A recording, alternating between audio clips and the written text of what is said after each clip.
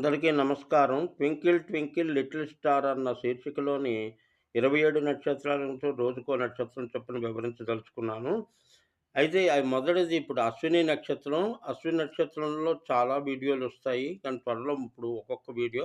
మేషరాశికి సంబంధించి అశ్విని దీనికి కేతు అధిపతి.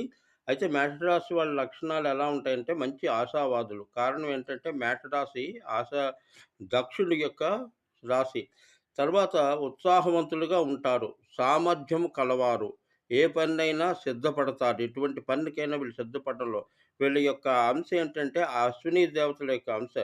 కుజుడు, సూర్యుడు, అశ్విని దేవతల ఆరాధన వీళ్ళకి చాలా కలిసొస్తుంది. ఆరోగ్యాన్ని ఇస్తుంది. ముఖ్యంగా ఆరోగ్యం విషయంలో జాగ్రత్తగా ఉండాలి.